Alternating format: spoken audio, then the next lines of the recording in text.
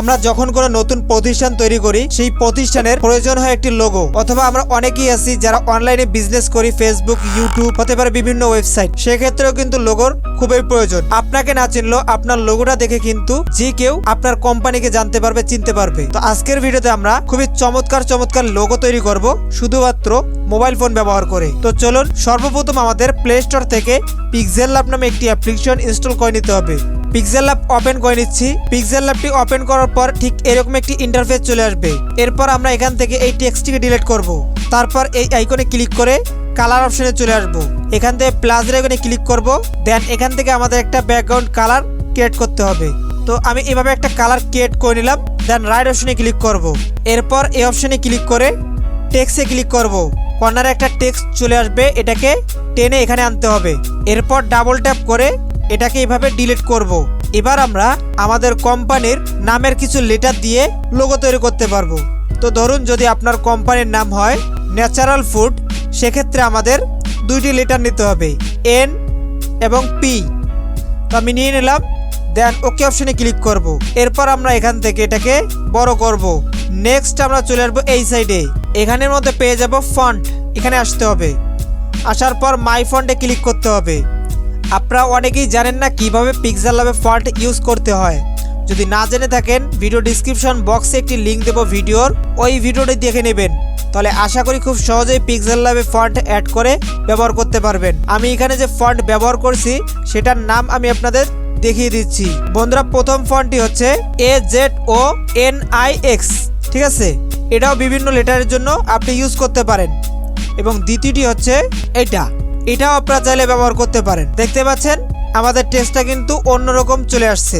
এবার আমরা আবারও টেক্সট অপশনে ক্লিক করব। তারপর এভাবে নিচে নিয়ে আসবো, ডাবল ট্যাপ করে ডিলিট করব। তারপর এখানে কোম্পানির ফুল নামটি লিখে দেব। দেন এখান থেকে সবগুলো ক্যাপিটাল করে নেব এবং ওকে করে দেব। এবার আমরা চলে আসবো এই সাইডে, আবারও ফন্টে ক্লিক করব। পিক্সেলল্যাবে এই জায়গার মধ্যে ডিফল্ট অনেক ফন্ট পেয়ে যাবেন, এখান থেকে যে কোনো একটা ফন্ট চুজ করবেন। তো আমি এই ফন্টটি চুজ করলাম, দেন ওকে করে দিচ্ছি। এবার আমরা এই সাইডে চলে আসবো স্পেসিং, এটাকে বাড়িয়ে নেব এবং টেক্সটটিকে আরও ছোট করে দেব। বন্ধুরা দেখতেই পাচ্ছেন আমাদের লোগো কিন্তু প্রায় কমপ্লিট। আচ্ছা, আমরা এটাকে আরো একটু বড় করে দেই।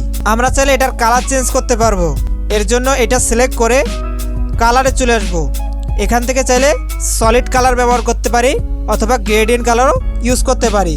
তো আমি এখান থেকে গ্রেডিয়েন্টে ক্লিক করলাম এবং প্লাসের এখানে ক্লিক করে দিলাম। তারপর এখানে উপরে যে কোনো শেপ নিতে পারবেন। তো আমি এখান থেকে এইভাবে একটা শেপ নিয়ে নিচ্ছি।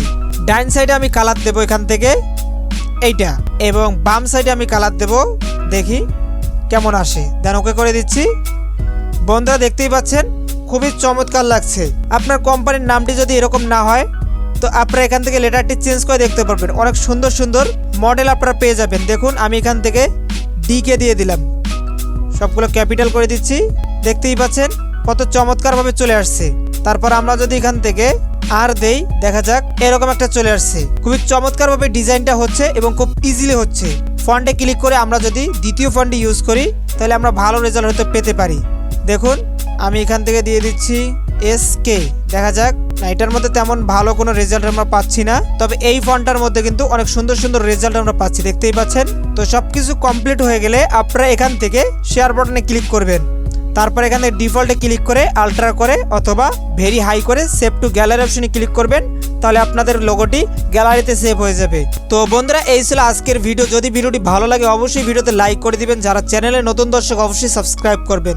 তো সবাই ভালো থাকবেন, সুস্থ থাকবেন। Bye bye.